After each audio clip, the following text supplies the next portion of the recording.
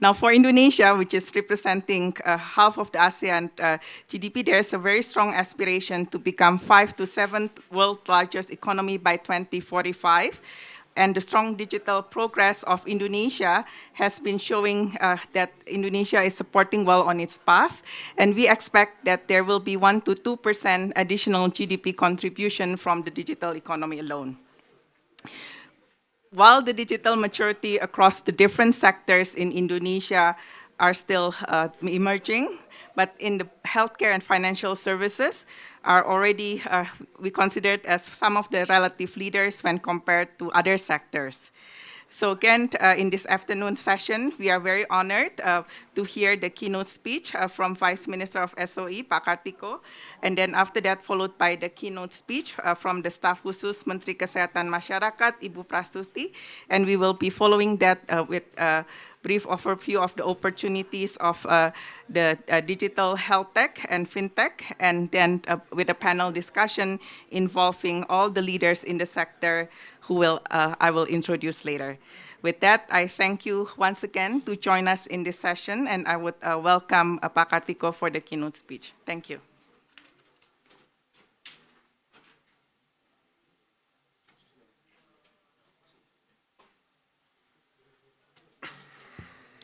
Good afternoon, everybody. Thank you for inviting me for the session this afternoon. So I would like to give a presentations on how we see the development of the digital opportunities in Indonesia, and also the role of SOE, how to grow the sector together and work together with private sector to make the sector becoming a growth story of Indonesia in the future. First of all, Indonesia have a very big market for digital trade. The expectation is that by 2030, there will be $340 billion transactions, which is facilitated through digital apps in Indonesia. And this is supported by the penetration of internet, which is currently already reaching around 200 million people. And the adoption of digital apps has significantly increased during the pandemic. So currently, it's almost double. So in all sectors, e-commerce, ride-hailing, even now edutech, health tech, people are professionally using apps as the way for them to access the services. So this is a very big leap for the country and also the behavior of the society in which they access services and product through digital apps. Let me just give you a bit of a background on SOE, because some of you probably haven't understood the concept of SOE Indonesia. In Indonesia, SOE have two major mandates. First is to do an agent of development role, in which we're doing a lot of public service obligation, a lot of initiative in emerging sectors. But we are also mandated to create profit and corporate valuations. So this is also unique because we are also judged or ruled by KPI that is really focusing on dividend payment and also market capitalization. So we are divided into 12 clusters. We are basically in every part of the sectors in Indonesia, from oil and gas, mineral, banking, infra, all the way to telco. In telco, particularly, we have Telkom as the largest mobile operator in the country, and Telkomsel is subsidiary. So we also want to emphasize that as a state-owned enterprise, we are actually very open to actually doing a lot of ventures and cooperation with private sector, and especially with foreign investors. So this is just a few of the recent deal that we did. We just recently signed a deal with CATL on the downstreaming of nickel all the way to battery. And then we have recently also a deal with Singtel to create the data centers in Batam to service Singaporean market. Last year, we closed a deal with GMR of India to privatize one of our airport in Medan. And we also just create a micro insurance business with FWD of Hong Kong with BRI to serve the micro insurance market in Indonesia. So this is just a show that despite the terminology of state-owned enterprise, we are actually a corporate that is actively seeking for collaboration and ventures with foreign investors and also domestic investors. So on digital sphere, let me just remind you that besides the digital ventures and investment in startup, we actually also focusing on the digital infra. A lot of people forget that digital infra is the enablers that actually already have EBITDA, rather than the Digico, which is still waiting for the future EBITDA, because this is actually the enabler of the traffic. So in digital infra, actually we are transforming our telco company Telkom into a more digital infra and digital services company rather than just telco company. I will explain later. And then secondly, we use digital as a way to actually accelerate the financial inclusion of the country. And our country is very fast with 117,000 island, 270 million people. So we need digital to engage and include a lot of people in the rural area, in the remote island, to be involved in the economic activity in the country, which is basically provided by digital platform. And then lastly, we are grooming also digital talent together with the ventures from private sector. We have 4 ventures that are actively investing in startup, that we want to grow the domestic ventures into a more global player, and we co-invest together with a lot of the ventures in a lot of new startup in Indonesia. So first on digital infra, Telkom itself currently transforming itself into a digital infra and digital services company. So we have already announced the strategy for Telkom to do this, what we call the 5-bold move. This, the first initiative is to merge between their fixed business with mobile business. So we call it fixed mobile convergence. This is basically involving Telkomsel and IndiHome, which is our fixed broadband business. This is actually going on right now. And we are going to spin off 4 business, which is currently already starting. The Infraco, basically the backbone network. We already spin off the tower company and make it IPO. Recently, we are also going to spin off the network behind the wholesale business. And then data centers is a big business that we are growing right now. We are currently the largest player in data center. We are working with Singtel, but we are also currently setting up new co that we will also invite private investors to invest in our new co for data center holding. And we have the B2B IT services. This is will be focusing on the cloud migration because we want to grow the data center also into a national cloud. And then lastly, the digital investment through MDI, the venture arm of Telkom. So on digital infra, Telkom is lay out around 170,000 kilometers of cable. Indonesia, as you know here, is very complex country with archipelagic nature. From left to right is actually 8 hours flight. So you can imagine that basically Indonesia is very fast country, so we need a heavy investment in fiber optic network and also in telco tower. So we have rolled out more than 250,000 telco tower, and this is all basically catered toward including a lot of people into the internet-based business in Indonesia. So currently we are already covering 95% of the country. So we can see now in Indonesia that even people in the village area, in remote island, they could start using internet for education and also for trading, to sell product to e-commerce, cross island and so on and so forth, and even for export. So this is actually a big investment, and we want to also unlock the value of this through what we call the Infraco business and so on and so forth. The data center is the next agenda for us. We want to start investing heavily in data center so that we can cater also towards the need for data storage, but also adding the service layer in terms of apps layer and cloud layer. So we are currently working with Singtel and also Microsoft to build this business, and we are also planning to do a private investment round in 2024 early, be it through IPO or private placement. This is also, I think, is a very promising business that we will also include private investor in this. And we are currently already have a live business with Singtel of Singapore to also build a data center in Batam to provide for Singaporean market. So it's not going to be just domestic data center, but it's going to be a regional data center base. So on startup financing, actually we are starting quite early, not as early as some of the names in ventures like East Ventures and so on and so forth. I think we are starting at around 2015, 2016 through MDI and through Mandiri Capital. So we are actually doing the empowerment and coaching for the ventures all the way from the startup, really on the early angel stage, all the way to the unicorn stage. Yeah. So we have different model. We have incubator under Telkom, Indigo and IDT. And then we have activities every year, what we call as BUMN Startup Day, in which we coach and give opportunity for a lot of startup in different sectors. And then through our ventures, as I mentioned earlier, we have 5 active ventures. Through our banks and our telecom company, we are co-investing with private sector there. And we're just recently completing the setup of Merah Putih Fund. Of course, we understand that startup now experiencing a challenge in terms of financing round and valuation. So we now want to use Merah Putih Fund as a way to turn around the sector, to give additional funding, but also to provide ability to turn around the startup to become EBITDA positive or at least have a clear pathway toward the profitability. So in terms of the investment in digital ventures, we have all the way from fintech, healthcare, edutech, agriculture technology, so many different fintech and startup that we already invested in. What we do also, we try to build together with them an ecosystem. So we have two super apps which is owned by our banks, Biara and Mandiri, Living and Brimo, that now becoming also a channel for us to do an API. So a lot of the product is actually cross-sell through the ecosystem. So we can actually use the super apps that we have under BUMN, Living as a gateway for a lot of startup products.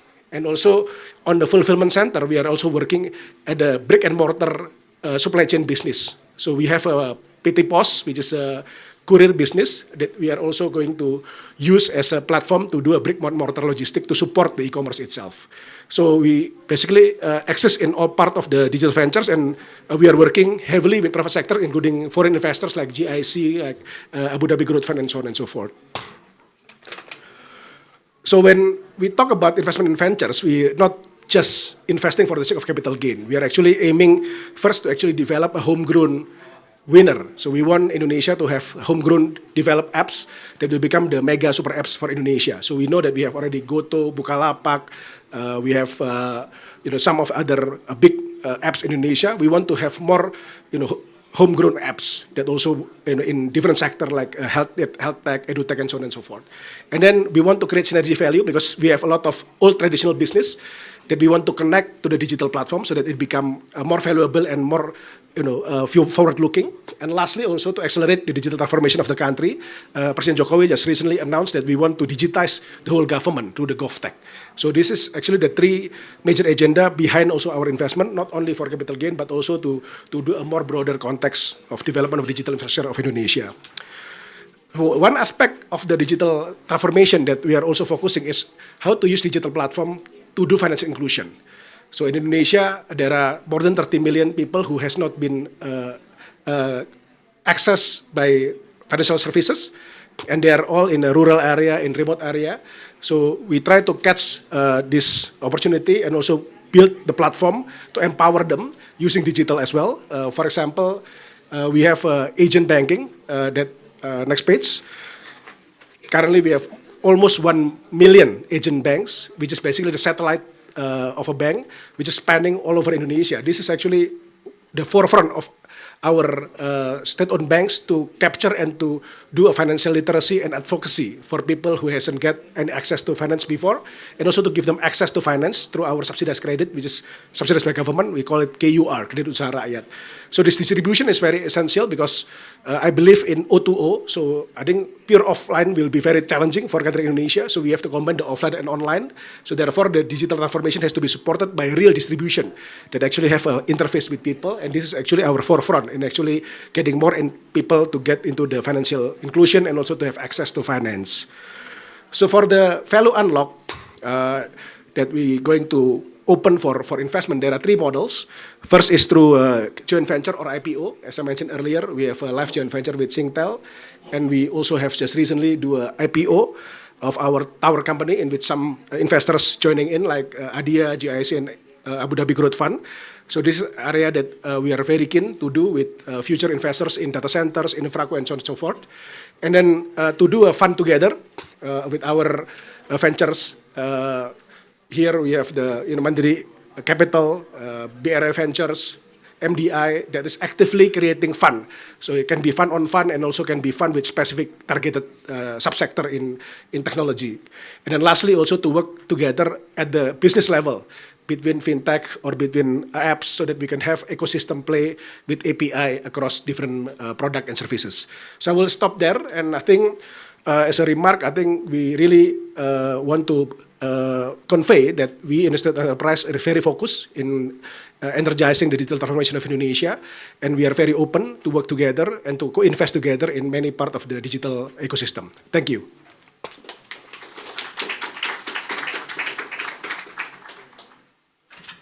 Thank you very much, Pak Tiko.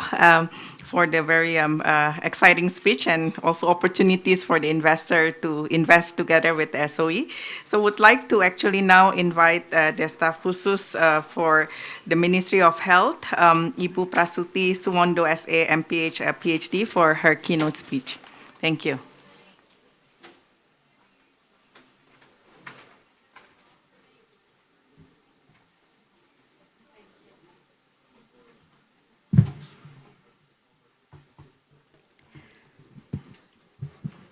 Yeah, good afternoon, distinguished guests, ladies and gentlemen.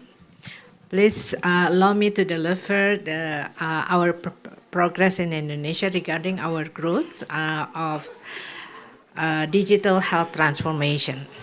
As you know that Indonesia is the largest nation in the Southeast Asia and the 17th largest economy in the world, netting a GDP of 1.2 trillion in 2022. The Indonesian digital health market is projected to reach 2.3 billion in 2023. This rapid expansion of the market has rendered the government of Indonesia to regulate the market, as health has been seen as one of the integral aspects of Indonesian government priorities.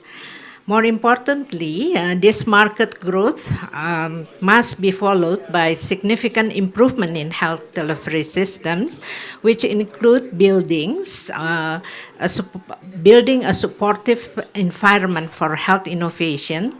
This includes the digital health innovation, which was greatly accelerated due to the impact of COVID pandemic.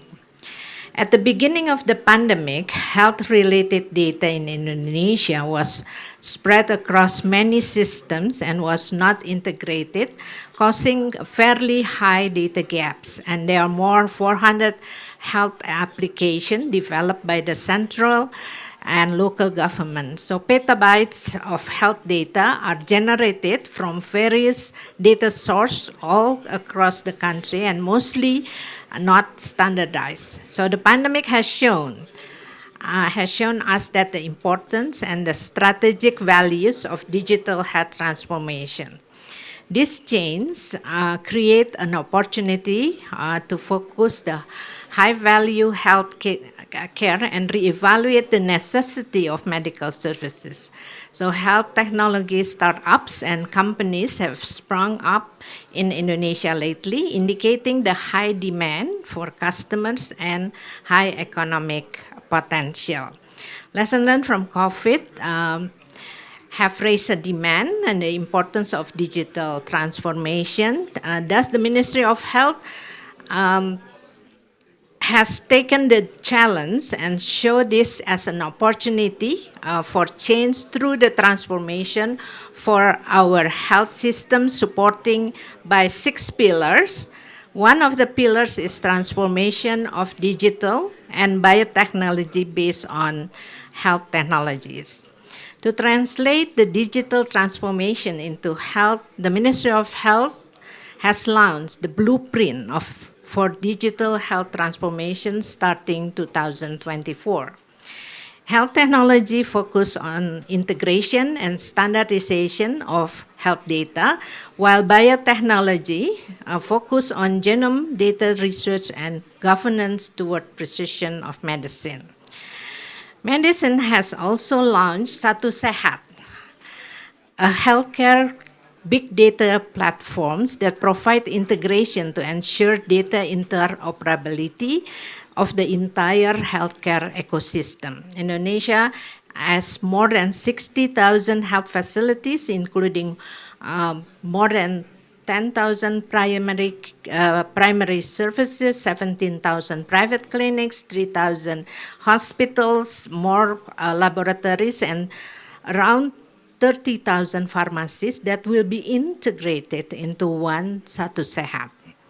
These platforms aims to improve national healthcare service delivery by enabling healthcare workers to input data more efficiently, allowing patients to get more comprehensive and personal health services, and clinical treatment through personal health record data. We also want to optimize the uses of Peduli Lindungi that currently more than 100 million users have been registered and 8 million users access. So with the changing of the status of COVID from epidemic to endemic, Peduli Lindungi has been developing a transformation into citizen health apps for wider range of digital health services and store complete personal health records for 270 million population in Indonesia.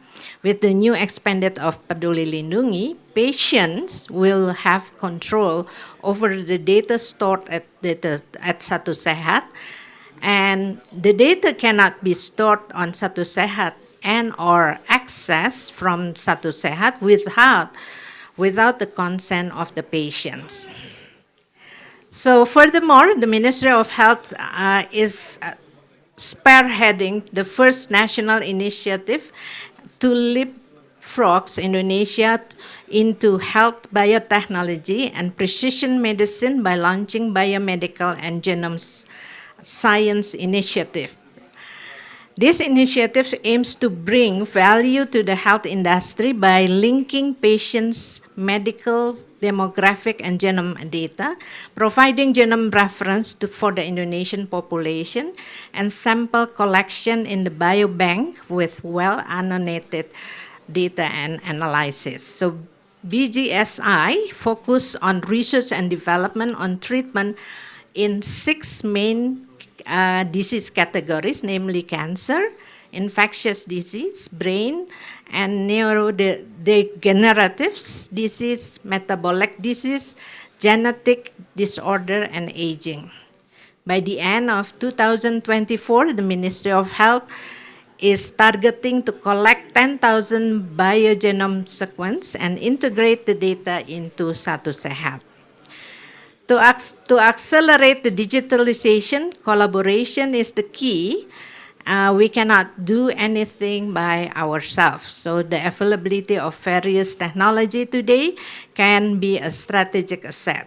Ministry of Health will continue to accelerate the growth of health innovation in Indonesia, and we have to work together. Ladies and gentlemen, the result from the assessment on the digital transformation readiness of our health facilities, showing that digital infrastructures is available, but there is room for improvement in access coverage and also human resources capacity. So therefore, we have several key investment area that needs to be prioritized. First, the development of health big data through the integration and standardization to cover 60,000 health facilities and medical records for 270 million Indonesian people. Second, the expansion of telecommunication to reach health services, which include infrastructures and digital health in providing services in urban as well as in rural area.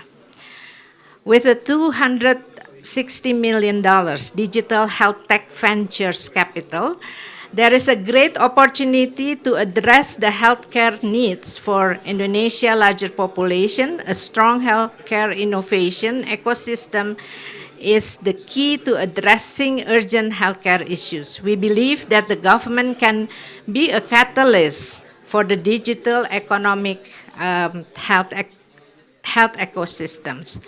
To become a catalyst, we believe that we need a collaboration for fellowship, implementation, and also knowledge sharing. Let's create more research and innovation product in the health sector so that we can produce more precise, personalized, and up-to-date health services to the community. Let's together we can build a stronger and healthcare Indonesia. Thank you.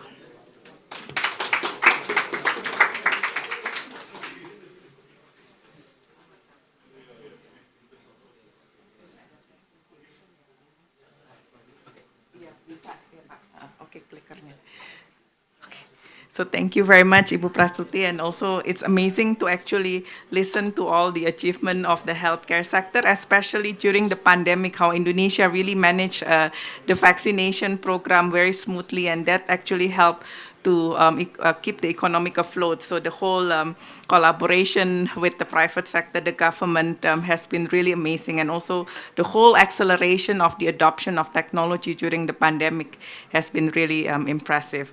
So actually would like to just give a quick overview of where we see in terms of the opportunity, and later on we'll have a panel as well. And so if we look through, sorry. Yeah, I think, yeah, it doesn't work.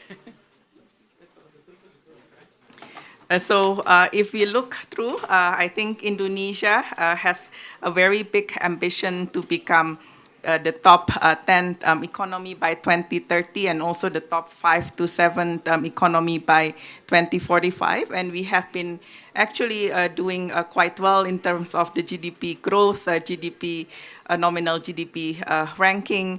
And also in 2021, despite the pandemic, we've been growing at 5.7% economic growth. So this we hope to continue in the future. Next page. So in doing so, actually, sorry. Actually, a digital economy is a very important enabler for the Indonesia economy. So in 2021, it's about 4% of the total GDP. By 2030, we project that it would be 11%, and 2045, it would be 19% of the overall GDP. And if we compare this to the benchmark country, whether it's Vietnam, Thailand, South Korea, Saudi Arabia, we want to be part of the leading countries in the world where digital economy would be a significant portion of the economy. And if you think back about the Indonesia aspiration to be top 5 to 7 country by 2045, digital economy will need to contribute about 1 to 2% GDP growth every year.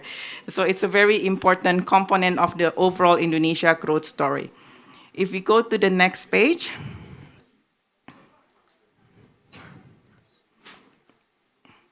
So again, digital investment has been more than doubled since 2020. And again, we have about 14 unicorns by 2021. And as you see here, even in 2021, our digital investment value is about 944 billion. So again, really strong growth. And this also reflects in the number of deals and also the average deal size, which also has been accelerating as well. Next page. And again, what is quite interesting when you think about Indonesia is actually quite different, because we are not just one city or one island or one region. We are in an archipelago. So we don't have just a tier 1 city, but we also have tier 2 and tier 3 cities. So we did actually this study with AJWC. And what we found is actually by 2025, Tier 2 and Tier 3 cities will actually grow quite fast in terms of the economy, and digital economy will contribute quite significantly to the overall economy in the Tier 2 and Tier 3 cities. So it's important to just not think about your big cities, but also your Tier 2 and Tier 3 cities. And if we look across the different sectors, be it e-commerce, payments, right, delivery, lending, health tech, again, you see significant growth, primarily on the e-commerce side, on the health tech, and also edtech side. I mean, they're coming more from a smaller base, but again, very significant growth in the various sector, especially in the Tier 2 and Tier 3 cities. So again, as an investor, it would be important to look at Indonesia in the overall context. If you move to the next page. Again, I think, on the fintech side, there has been a lot of investment, and Indonesia serves really as a fertile land for fintech growth, especially for lending, cards, and payment. And if you look, 44% of our fintech companies are in the payment service. And really, the rapid growth of the whole fintech space provides opportunity of innovation, especially spurred by the fact that we still have a large portion of unbanked population. And we do have a lot of very interesting initiative. And one of the things that I would like to highlight, because we are talking also about ASEAN, is the QR code, where we, as part of the ASEAN chairmanship, we want to push forward to have this common QR payment system across the ASEAN countries. So again, we have started the collaboration with Malaysia, with Thailand, but we want to make sure that this can be done on an ASEAN level. So again, on the next page, sorry. Oops.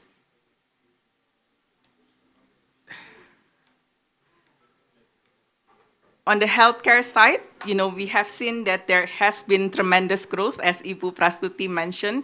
In Indonesia, we have like aging, increase, and chronic diseases. There are prevalence diseases like, for example, cardiology, cancer. We also have a very strong growth in terms of pharma consumption. Here you look at the strong growth in pharma, but also private insurance growth. In Indonesia, the government has a universal health coverage, and there's still a lot of opportunity on the private insurance growth. Strong health care national budget, and this again has been exacerbated during the COVID pandemic, where the government has actually covered a lot of the COVID-related expenses. Again, a lot of growth in terms of the infrastructure improvement.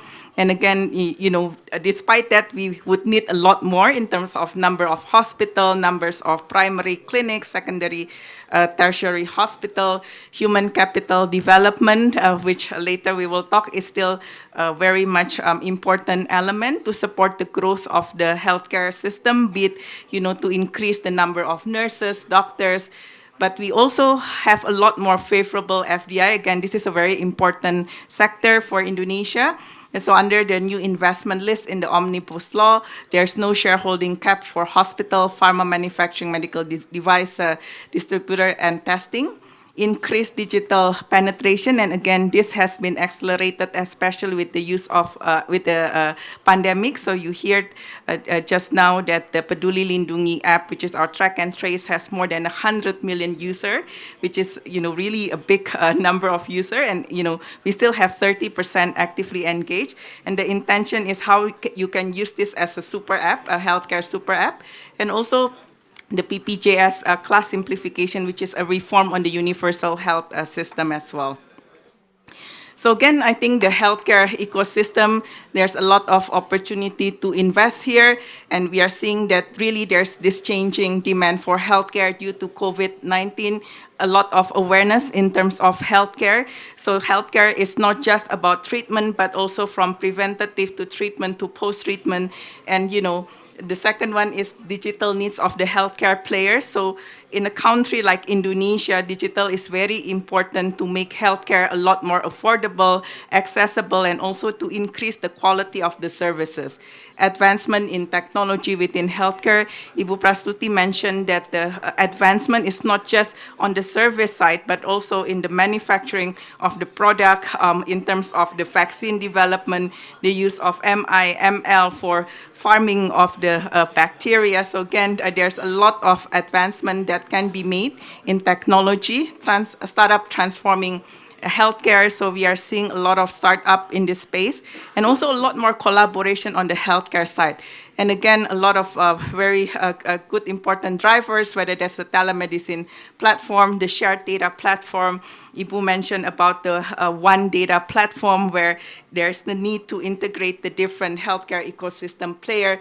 Patient-facing app, again, we have a huge population, so the app that can help patient to have a better customer journey is very important, and also digital insurance platform, which we are seeing that it has been growing very rapidly, and also a lot of foreign investors coming with the new capabilities to provide a better insurance service. Again, how can the different players work together, be it the manufacturer together with the distributor, pharmacist, retailer, government, hospital, clinic. How can we actually capture the whole ecosystem to provide that more affordable, accessible, and better quality of the healthcare services?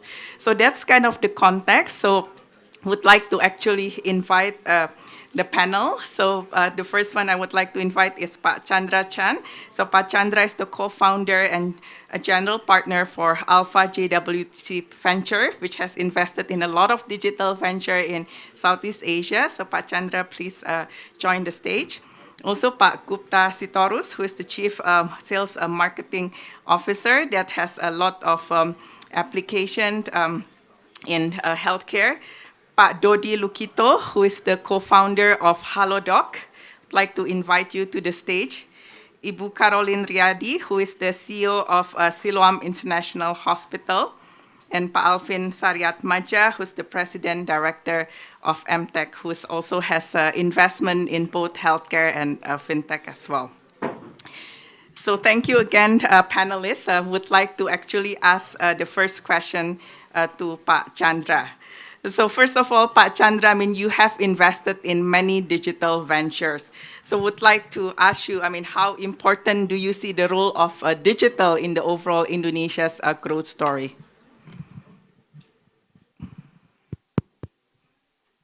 Thanks, Sari. Thanks for having me.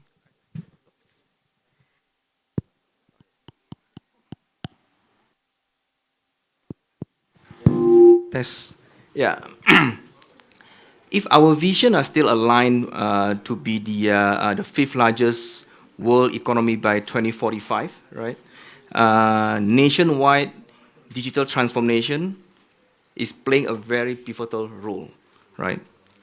It is the single most important value driver for growth, innovation, and job creation in Indonesia.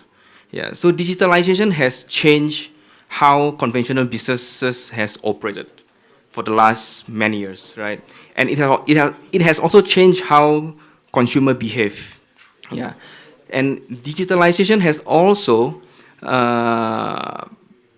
solved inefficiency, increased productivity, and even yield as well. Yeah, so I would say, in short, digitalization is playing a very important role for Indonesia growth story. Let me take a couple of examples from a couple of the investment that I've made. One of a company that we invested in 2018. The company is called Ajaib. Yeah, so Ajaib is the Charles Schwab of Indonesia. Yeah, so we did our own in-house assessment back then. Back then, total stock traders in Indonesia, including retailer and institution, was only about a couple 100,000 users, traders, right? And then apparently, Ajaib built a very beautiful product, seamless. People can open an account within 5 minutes and can start transacting in the next half an hour, right? In less than 3 years, the growth of the online stock traders in Indonesia grown to like over 2 million. Yeah, that's one example, right? And another one, sorry, in addition to that, right, 50% of the new stock traders in Indonesia, they start their new account from Ajaib. Yeah, so this is one of the example. And in 2016, we invested into one of the largest peer-to-peer lending company in Indonesia called Modalku, right? Until today, every year, Modalku disburses over 300 million to SMEs in Indonesia. Those SMEs are all visible, but not bankable, right? Because banks don't want to do their business; they're too small. Yeah, but Modalku did that. Yeah, so this is how digital transformation are playing a very, very important role. It's like really exciting also to hear about the Modalku, because that also helped in terms of financial inclusivity as well, in a way. Definitely, yes, yeah. And Modalku now serve over 50,000 SMEs every year. Yeah, so this is how impactful it is. Yeah. And another example, we invested into a company called Online Pajak a couple of years back, right? So Online Pajak connects tax authority. So it enables individuals and companies to file and pay tax. Annually, Online Pajak help government collect about $9 billion of tax for Indonesian. Yeah. very, very impressive. So the second question I would like to ask actually Pak Gupta. So, Pak Gupta, I mean, you've been in this technology field, and how do you see, like, the importance of, technology, leveraging AR, VR, AI use cases to enable the achievement of relevant business goal? And again, in Indonesia, I think the use case is very important. So, would like to get your views on this. Yeah, thank you, Shirley. So, okay. So I think I mentioned this before in the other session that at this phase that it is critical for us to generate collective understanding among stakeholders that we are actually in the phase of internet evolutions. We have witnessed two internet evolution before. One in the 1990s where we have Web 1.0, and then the society pushed the internet to shift become Web 2.0 on the early 2000s, and now we are actually witnessing another evolution of internet. So I think once we get the consensus of the general awareness among the stakeholders, then we can move on to create use cases. Yeah. And I think at this particular phase also, we need to create use cases that have proximity and relevancy toward the business. Since 2009, we have built thousands of use cases across the globe. And for example, I think there are three types of objectives that we can leverage in terms of use cases. One is how AR, VR, and AI as the important pillar of metaverse and Web3 can provide, like increase in revenue. For example, how in 2017 we collaborate with Alfamart, one of the biggest chain in Indonesia. We create a virtual store network in Indonesia, and up till today we have more than 100,000 reseller. So if Alfamart say that they have 17,000 stores, that's 17,000 plus 100,000 resellers. And these ladies mostly are located in the first tier and the second tier cities. So I think that's, so one, to generate awareness. Second, then we can move on to create use cases. Thank you. Yeah, I think the use cases and the lighthouses are very important, especially when it comes to the usage of the new technology. Yeah. Exactly, yeah. So the next question would like to ask actually Pak Dodi. So Pak Dodi, I mean, a very exciting startup, and you have 27 million users now, or more maybe. Thank you. Again, would like to understand from you, first of all, I mean, how can health tech actually expand Indonesia's accessibility and affordability when it comes to healthcare? Okay, thank you for inviting me here. So, when we established HaloDoc back to 2016, yeah, our vision at that time is even still until now is simplifying access to healthcare, right? At that time, the number of doctors per 10,000 population was only 3. So right now, I think is already becoming more. However, to catch up with the level of service that needs by 270 million population of our country, I think technology is the key in here. Yeah. So fast forward to today, HaloDoc has been committed to the vision to simplifying access to healthcare. We connect all the stakeholders in the healthcare ecosystem. Currently, we have about 22 million monthly active users. We collaborate with 4,000 hospitals. Yeah, thank you also for our partner Silom. Yeah. And 5,000 plus pharmacy across the country in not just in tier 1 city but also tier 2 and tier 3 cities where we can deliver medicine. Yes. Collaborating with our logistic partner within 35 minutes door to door, right? We are also one of our business units is also in the insurance, where we are also collaborating with almost 30 big insurance company in Indonesia. Yeah. And talking about affordability, by connecting all of those stakeholders using our platform, look at the simplest case, our telemedicine service, for example. Yeah. By using telemedicine service, our users, we normally call it patients, they they don't even have to go anywhere, right? So like in a simple manner, it saves them transportation costs, right? And also we also have services to refer a patient or physical hospital and clinic partners. It's also increased productivity of those partners to avoid the queue.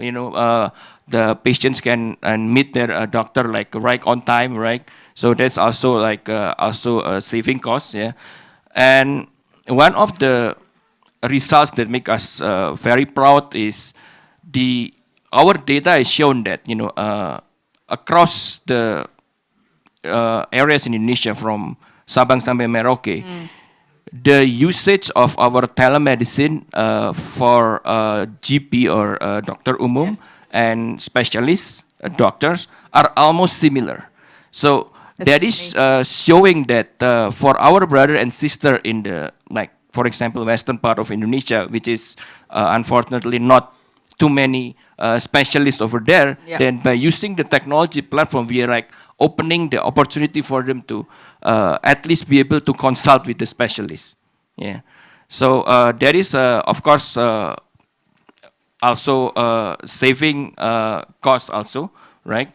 They don't have to travel to the big cities in Java to see, and needless to say, for the top specialist doctor, you need to like wait for months just to see them, right? Yes.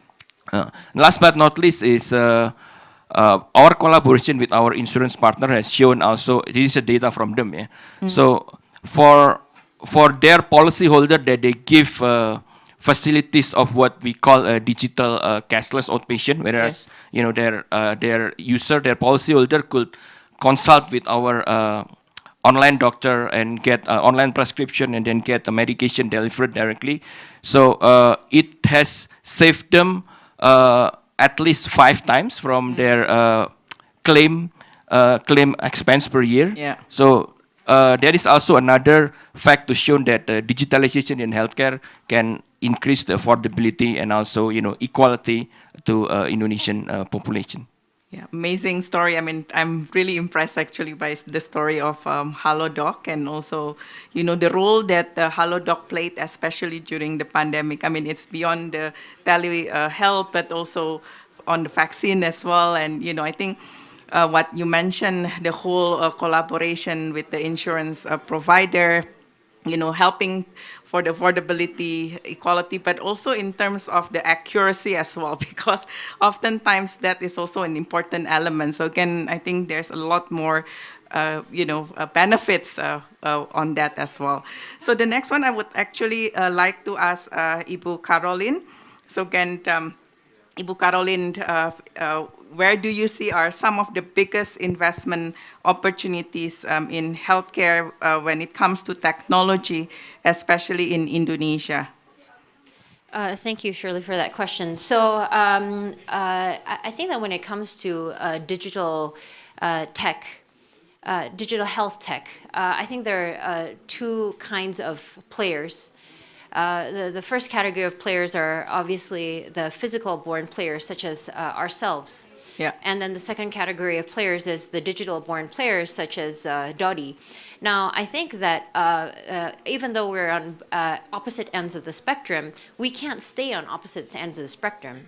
Now, HaloDoc needs to then start partnering with offline players, which they've done. And players like Siloam need to digitize themselves and leverage upon digital, which we've also done as well, meaning in the middle, creating a new ecosystem, a new way of doing things. So a lot of the primary cases will come to HaloDoc, but then when there's further follow-ups needed, labs, radiology, secondary care needing, or tertiary care, quaternary care, then there needs to be a smooth handover and transition to the physical-born players in hospitals. So we are obviously a physical-born player, and we have a large patient base. We see 3 million outpatient annually, 250,000 inpatient admissions, and more than 130,000 procedures within a year. We have a high case acuity shown by our average revenue per occupied beds. Yeah. And so we do have that, we have a very high clinical sophistication that also needs to go through a digital transformation as well. So for the past few years, we've been actively digitizing and putting in our back-end systems, our front-end, our patient-facing, so that we can start delivering health in a new kind of way. So, for example, we are now putting patient records in their hands, radiology and lab, outpatient, inpatient, and so on. And so they can use that to take control of their own health. 20% of all our patients are digitally acquired now. And we do have more and more patients transacting online as well. We have 3,000 corporate insurance payer partners that we work with every year. And on every given month, we transact with 1,000 of them.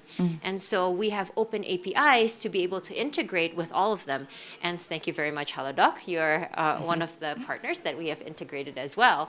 Patients can go, pick their slot and everything. And so I think this is the best example of how physical-born players and digital-born players can work together to bring the best to patients. We are also digitally empowering our doctors as well, so they can make more timely decisions and more accurate decisions for our patients. Now, I want to bring up one example particularly that we have used in order to bring accessibility of care to the ends of Indonesia. So Indonesia has a big problem of the shortage of specialists that Dodi has touched on. Yes. Now, we have radiology centers all over the country, but we don't have radiologists all over the country. There's a huge shortage. So what we've done is we've actually connected all our radiology centers through a radiology imaging system, so that anybody doing a scan, take an image anywhere in Indonesia, that can be read by a radiologist somewhere in our hospital. Even can access subspecialty radiologists through the system. And now that opens up the access of care, because previously they didn't have access to an MRI. Now not only do they have access to MRI, but they have access to doctors who are reading these images somewhere else. And of course, the next step, which is AI, which means that our radiologists can also be more productive. Now, I really believe that this is just the tip of the iceberg. So, one part is what Dodi is talking about, but the digitalization of the hospitals and building upon this operation is also another huge opportunity. I mean, you touched on what the Ministry of Health is doing, but then all the AI technology, all the virtual reality, the precision medicine and everything builds upon the foundation that the hospitals have. Now, I'm really happy to hear that the Ministry of Health is doing this digital transformation that we've been taking part in as well, so that all hospitals across of Indonesia can also partake in the digital transformation. And this creates an even bigger opportunity for startups and digital players to be able to implement in Indonesia. Thank you, Carolyn. I mean, that's really true. I think the whole collaboration between the, the offline and the online digital players is very key to deliver that more affordability and accessibility and also quality. As you mentioned, the prevention, how you can refer or when it needs to go to a more complex specialist, right? But also cutting the queue time by having the telehealth to do the more kind of general GP type of services. And also on the doctor side, because we do have issues on the number of specialists, number of radiologists, pathologists. So the collaboration through technology is very interesting. So the next question would like to ask Pa Alvin. Again, Pa Alvin, MTech, of course, has invested both in healthcare and fintech. Would like to ask you more actually on the fintech side. Where have you seen the opportunity, and would like to get your thoughts on there? Thank you, Shirley. I think on the financial services and fintech sector, the opportunity is massive. And we have seen that the government has been and the government and the regulators, whether it's OJK or Bank Indonesia, they have been very accommodative in allowing innovation to grow in a sandbox, but also at the same time making sure that the balance between experimenting and also having a safe and reliable environment is being kept.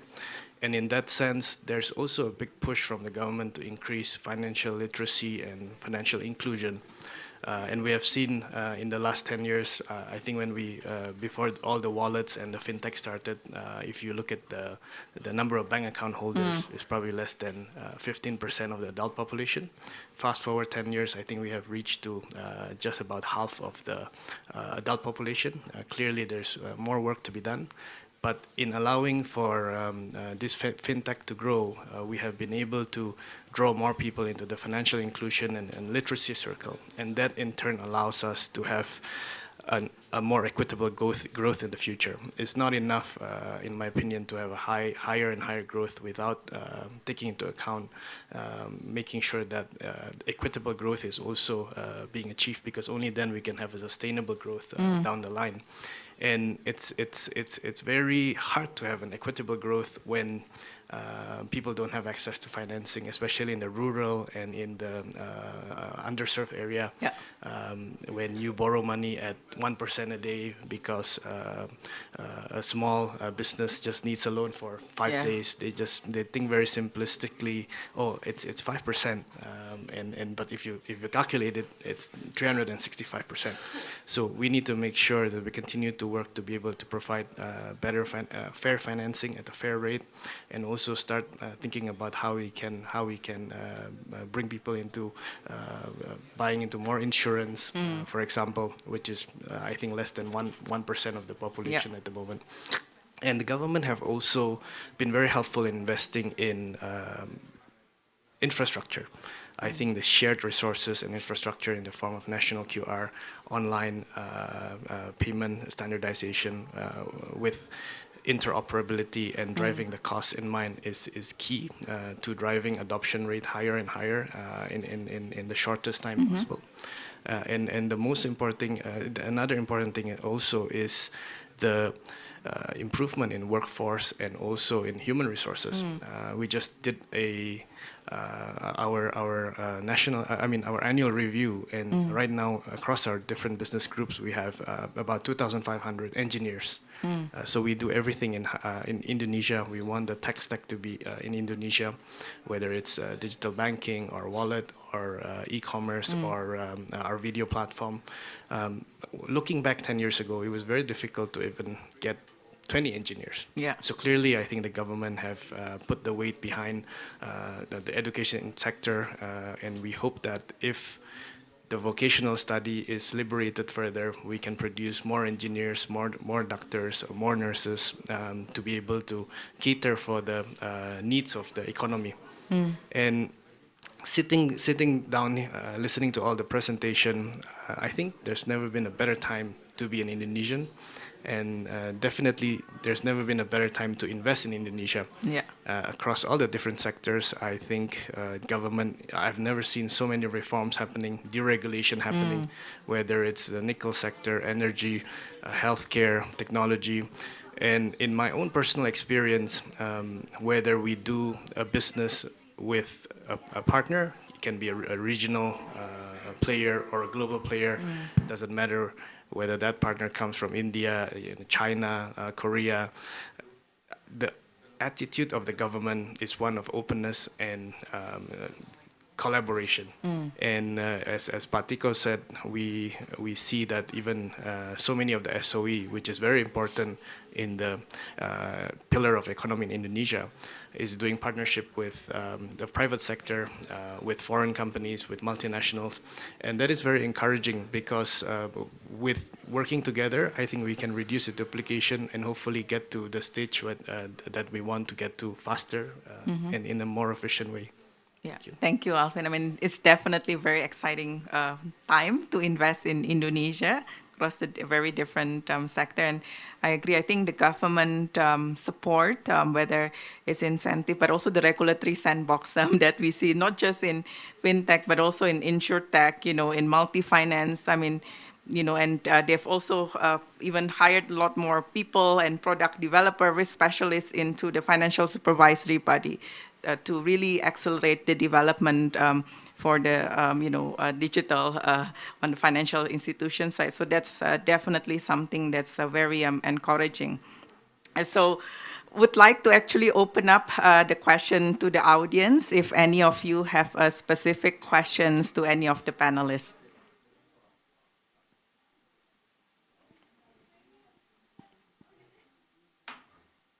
Sure, Alex, go ahead. So yes, we know in the health, to uplift our healthcare system in Indonesia, more accessible, more quality, we need more infrastructure. For sure, we need more infrastructure, we need more professionals, and we need digital to allow that. But I'm just curious of any point of view in terms of what is it that will make the fundamental difference? Is it we just have to have infrastructure first, and because otherwise we can't operate, no matter what digital you do, right? Or is digital really gonna provide, how do you say, the fundamental change through what it provides, even though infrastructure is still not developing quick enough? So where should be the fundamental focus between these three pillars, right? And Alex, you would like to address the question to Caroline or Alvin or anyone? to anyone. So anyone would like to answer the question? Since you mentioned your name. If the question is healthcare in general, Alex, you know my answer to this. Three things: talent, technology, and infrastructure. Our infrastructure and technology is on the same level as any other country. Our equipment is the same Philips equipment, same Siemens equipment that people buy overseas. Our buildings are no smaller, no nicer, but we suffer from the lack of talent. We have 34,000 specialists for 282 million people. We have 200 nephrologists for the whole country, with 2,000 or 3,000 pediatricians for the whole country. I mean, that's injustice. Yes. And so that single thing is going to boost our healthcare sector a long ways. Now, if you're asking about digital health, I think right now it's the payer. So yes, a lot of people want to access it. Who's going to pay for it? You know because you told us that the premium market of Indonesia is only a very small portion. Yeah. And then comes the mainstream market, but then most of the market in Indonesia is BPJS. BPJS. And so if we wanted to grow, then we need to make sure that payers also are reimbursing for these kind of services. Now, BPJS actually would stand to benefit the most from the use of technology, telehealth, data to drive population health. They would stand to benefit the most. So I think we need to get the payers on board. Definitely. Very interesting, actually. I mean, as you pointed out, the different segment, right? The premium mass stream and BPJS. I mean, there's definitely different role of technology. But again, in terms of affordability, the accessibility or value add for the premium segment is something that could very be differentiating. Maybe the other panelists, would like to add, Pa Alvin or Dodi.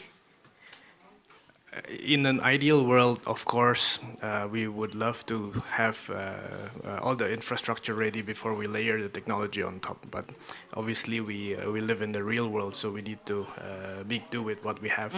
In my experience, say in our hospitals, it is impossible to grow the physical footprint of the hospital without first making sure that the technology behind hospital, information system, the EMR, electronic medical record, is all in place, for example. And this is no small task. I mean, I admire Caroline for running, I don't know how many hospitals now, maybe more than 40. But the complexity of running such a big operation, if not handled together with an IT system, a tech system that can make sure that the business works in a very efficient way, then it is impossible to grow, and the service levels will obviously deteriorate if we don't have the basics right. So I think for Indonesia going forward, because now technology is very accessible, the government is obviously very intent on reforming the healthcare space. I think if not for COVID, maybe the reform will take a bit longer.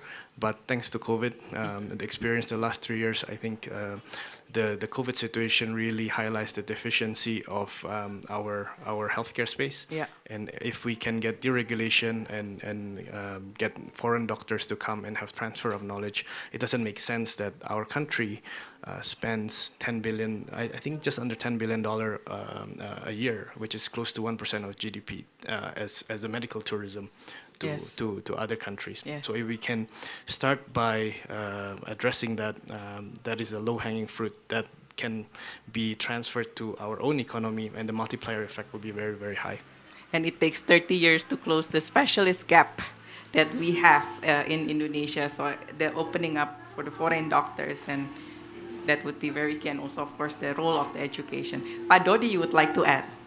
Sure. I just want to add, from Caroline and Alvin, that's a very interesting question, Alex. That's actually the problem that we had when we start establishing HelloDoc, right? Our vision is like to simplifying access to healthcare, but then which one first, demand or supply, right? So, well, technology can only like increase the productivity, but for like a technology player like us, we do need the supply. That's like for sure, right? So we need the doctors that we can connect to our patient. Yes, with our technology, we can make it more productive for the doctor and for the patient to find the correct doctor. We can make one doctor to serve multiple patients at the same time, but we still need the doctors, right? Same case also with our other services to refer patients to the physical healthcare facility, like to our partner Zilom. We still need the physical facility itself, right? So it's kind of chicken and egg, but we at that time we decided to go with the patient's pain point first, right? We try to address their needs. We start to match them up with the availability of the supply. Yeah. So one of the other challenges that we are facing, I think, is also to educate the patient, educate the market, like increasing their level of trust to accessing healthcare not just by physical face-to-face, but also through another channel, which is technology, right? So this also one is very important factor to educate also.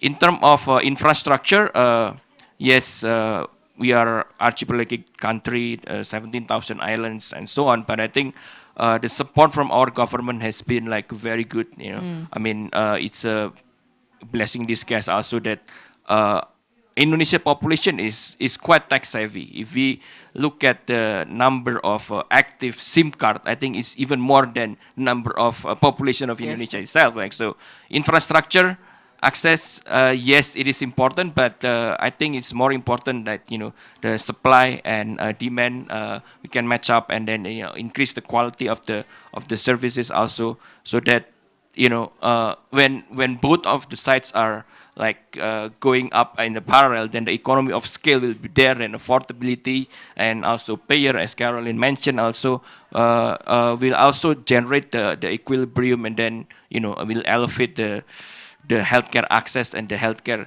quality of services itself. Thank you, Pak Dodi. Pak Chandra, you would like to add as well? Yeah, I would like to add, in addition to a couple of comments from them, right? I would say one of the most important thing also to groom the doctor from inside, right? So we need to groom all those good quality doctors, right? And also probably invite, having a flexibility for them to gain more knowledge from outside and transfer to Indonesia. Yeah, because we, as what Caroline saying, we have the same facility as what hospital in beyond Indonesia, right? But the talent, Yeah, and the talent we need to groom. There's no way we can import all those doctors to Indonesia. Yes. Yeah, we need to groom from inside. That's one, right? And on top of that, probably there will be a leapfrog on the technology as well. Yeah. Right. We need to more open and in accepting those technologies. For instance, I met a company not too long ago. Right. So the company started in Australia. So this is an AI company on CTB and CT scan. Right. So they analyze tens of thousands of photographic of the CT scan and MRI, right? Without those technology, they can detect the illness without having doctor to look at it. Yeah, yeah. So that's one of the advances of technology that we can adopt. Yeah. Definitely, I think there's a lot of technology that we can do on the preventative side and Correct. the use of That's AI, right. big data to look at lifestyle of people and predict, That's right. occurrences of diseases. And I guess the other point that you mentioned is very important that, you do need also, in this case, education reform to allow that mobility of talent, with Indonesian education and overseas, or getting visiting professors to Yeah. go and teach into our Indonesian university. So again, there's implication on the education side as well. That's right. Pak Gupta, you would like to add as well? Well, probably in our case, it is as a technology company, it's rather impossible for us to wait until the infrastructure is there yet. Yeah. That is why since 2009 we've been developing thousands of use cases, and in terms of supplying the skill toward the health industry, we've been establishing models using AR, VR, and AI to create a symmetrical quality education towards university. We work with several universities to provide a symmetrical quality education for medical students. So I think even though that the government has been, very progressive in, establishing the infrastructure, I think it's rather impossible for us to wait until the infrastructure is ready. Yeah. So yeah. Thank you very much. Any other question from the audience? Yes, please.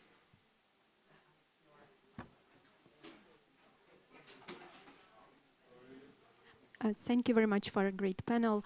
My question would be related to more public health. How you would evaluate a general public literacy in case of self-care, health care, and also like could it be also advanced by the digital somehow, that more people would give more attention to prevention of some diseases, or it's still like a question of affordability because it's like not affordable, so people would not go to a doctor? Maybe in different sectors, women health or cardiovascular diseases, healthy diet, some of that. Carol, would you like to answer, or any of the other panelists? Yes, thank you. I think that we have to be careful in generalizing the Indonesian population. The Indonesian population is quite diverse. You go to Jakarta, it's like any other metropolitan city in the world, with the problems that any other city would have with population and inactive lifestyle, things like that. Now, in those in cities like that, I think that the awareness is rising. There's a big focus on wellness and mental health and doing checkups and screening regularly. But then you have all the way to extreme, like places like Papua, where there is almost no government presence there, and which actually we operate there. We operate in 9 villages. We operate 9 schools and clinics. And it's the first time they've accessed healthcare, it's the first time they've accessed any kind of formal education. We teach them how to wash their hands. We teach them why it's important for them to bathe. We teach them that they have to wash their clothes when they're going to put it on. We vaccinate them. We go into the forests to go find them, to vaccinate them and educate them. And we run major stunting programs because we cannot educate the children because they are suffering from malnutrition. So we run stunting programs so that they can optimize their full potential. So there's a huge range, and there are a lot of opportunities for companies, whether be it in their CSR or NGOs, to come in to do part of this work. Because you need to remember, Indonesia is the 4th largest population in the world. And so it does take a lot of effort to bring the care standard up to where it should be. But I think maybe not to generalize, we have really both ends of the spectrum. Yeah, so I guess, I mean, it's a very interesting question. And again, because of our archipelago and, vast, as you know, you have tier 1, tier 2, tier 3 cities, you have from Jakarta to Papua. So I guess the degree of complexity is, quite different. But what we've seen actually through the vaccination program, the government did a very good job in communicating the importance of vaccination throughout the whole nation. And one part of the success stories is also this collaboration, which is multi-stakeholder. So it's not just the government, but the private, the government in the region, the regional leaders, again, in some of the villages, they are still respecting the regional leaders. So really understanding the nuances of the difference and uniqueness of and characteristic of Indonesia is something that is very important. But again, learning from how the communication was done during the vaccination program is, again, could be one such thing that we could apply to other areas as well to increase the overall awareness for the healthcare in Indonesia. So hope that answers your question. But any other questions from the audience? Yes. My name is Dr. Satria Prabowo from NHS. I have a question for Bu Caroline, actually. So you mentioned about the specialist shortage in Indonesia.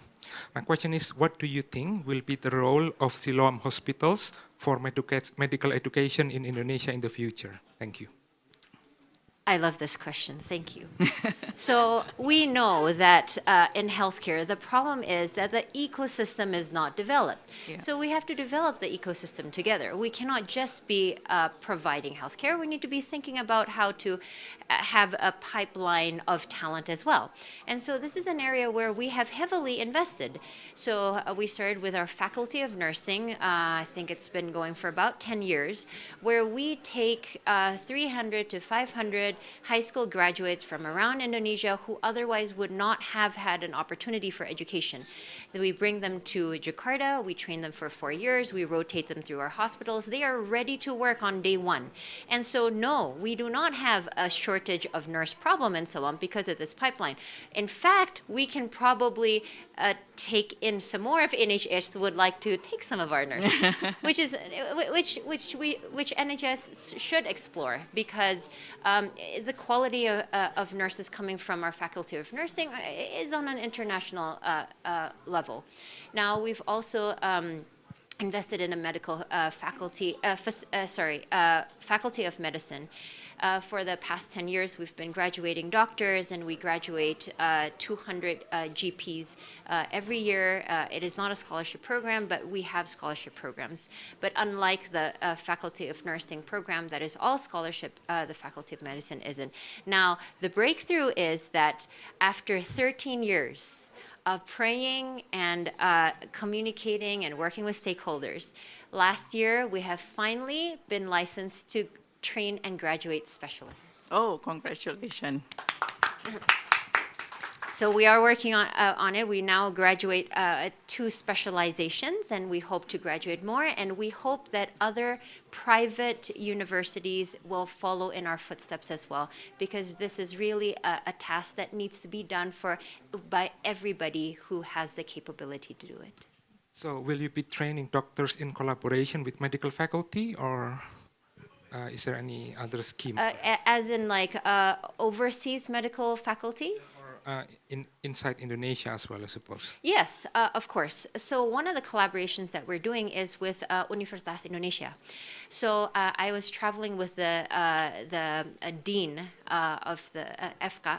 And we went to Indonesia Timur, East Indonesia, where Indonesia is present. We have a large urology program because East Indonesia sees a lot of stone cases. So we have a big urology program. And they said, why don't you help train our residents? So we will be partnering with UI and becoming a part of their network. So yes, we are open to all sorts of collaboration in order to increase the talent availability in Indonesia. Very exciting, definitely. And I think, what we found also through our work in the healthcare, the quality of nurses in Indonesia, I mean, not talking about Siloam, is something that the patient really cares. And it's really hard to actually, and that would make a big difference in, the quality of the clinical outcome, but also the quality of the experience of the patient. So again, really important to improve the quality of nurses, but of course the specialists as well. But maybe if we have one or two last questions from the audience. Well, otherwise, as you all hear, really, really exciting opportunities to invest in Indonesia healthcare and also financial sector.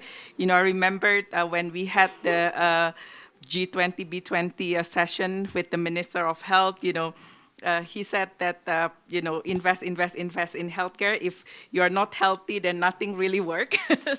And Indonesia has a very growing healthcare needs and also investment opportunity. And so also is on the financial sector, where we do have, a lot of investment opportunity from the fintech side, on the payment side, P2P lending, because of also innovation of our how to address the unbankable population and financial inclusiveness. Again, huge investment opportunities. So would like to invite you to explore Indonesia. So thanks again also for really, really a great panel discussion. Amazing to hear and learn from all of your experience. So thank you very much, Pak Gupta, Pak Chandra, Pak Alvin, Pak Dodi, and also Ibu Carol. Amazing sharing. And thank you once again, and also to the audience as well. So before we finish, maybe we'd like to just take a picture with all of the panelists. Thank you.